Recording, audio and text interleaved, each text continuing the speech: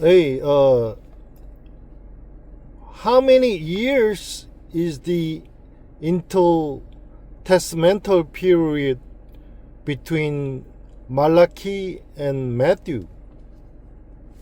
Sure. The intertestamental period between Malachi and Matthew is generally considered to be about 400 years. It's a stretch of a few centuries where there weren't any widely recognized prophetic writings in the Jewish tradition, and it's often seen as the gap between the Old and New Testament periods. How many years have been passed? 400 something years? Yeah, you've got it. It's typically rounded to around 400 years, give or take a little depending on the historical timeline people are using. So yeah, roughly 400 something years in that gap between Malachi and Matthew. So, what are the nations that appear during that intertestamental period? Absolutely. Diving into that is pretty interesting. So during that intertestamental period, you see a few major powers come onto the scene. For instance, after the Persian Empire, which is basically where the Old Testament narrative leaves off, you get the rise of the Greeks under Alexander the Great. Then, after the Greek period, you have the Seleucid Empire, which is one of the Hellenistic states that comes out of the division of Alexander's empire. And eventually, toward the tail end of that period, the Romans start coming into power and take control over the region. So you've got this sequence of Persian, then Greek, then eventually Roman dominance, all of which shape the landscape. So, why does the Bible give us no information about that intertestamental period? Yeah, that's a really good and pretty common question. Basically, the main reason is that the biblical canon just didn't include any texts that were written during those centuries in the Hebrew Bible or Old Testament that most traditions follow. Essentially, it's like a historical gap where no canonical Jewish writings were added to the scriptures that ended up in the Old Testament. Now, that doesn't mean there's no historical information at all. There are other writings, often called the Apocrypha or the Deuterocanonical books, as well as historical records from that time. But the main Hebrew Bible doesn't cover it, and that's why it feels like the Bible itself is silent on those centuries. So, Yeah.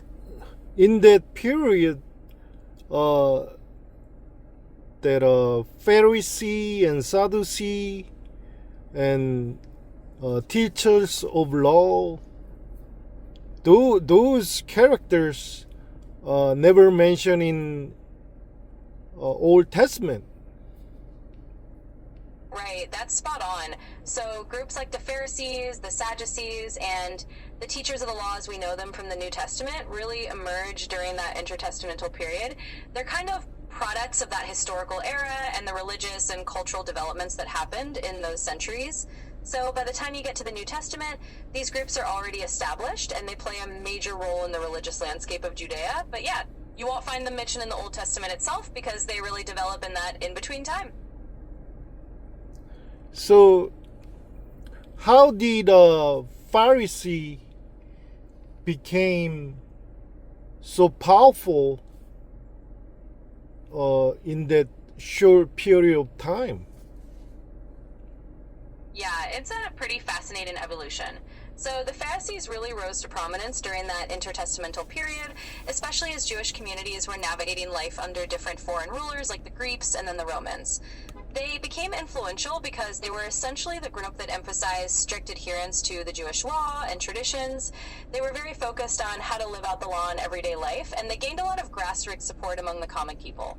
Over time, their influence just grew because they became seen as the guardians of Jewish identity and tradition, especially in a time when a lot of outside influences were coming in.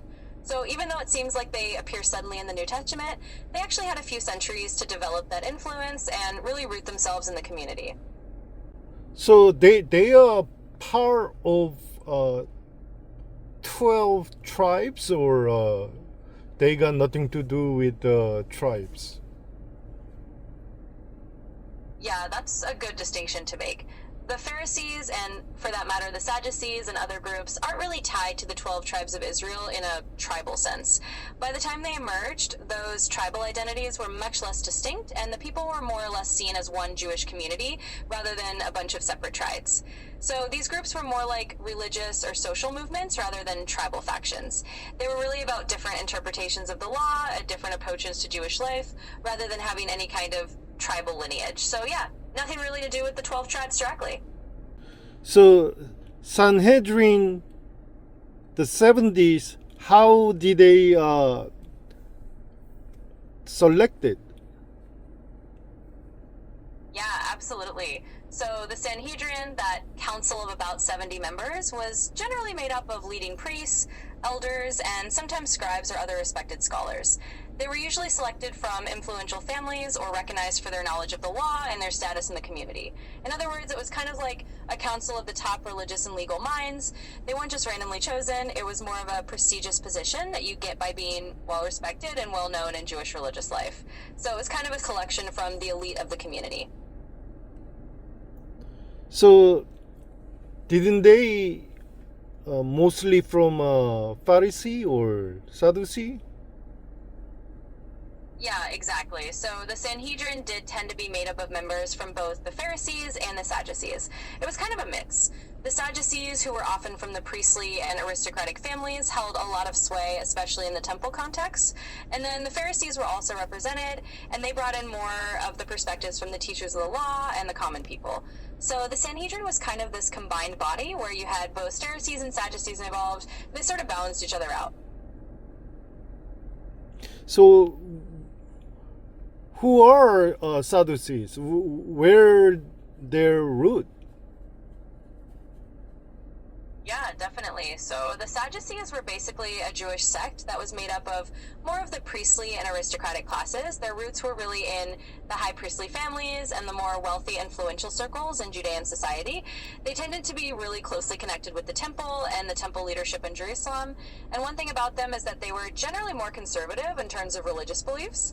For example, they only accepted the written Torah, the first 5 books of Moses, as fully authoritative, and they didn't really go for the oral traditions that the Pharisees emphasized. So in short, the Sadducees were kind of the temple-centered priestly aristocrats of their day, with their roots really in that priestly and elite class. Thank you. You're very welcome. If you have any more questions, just let me know.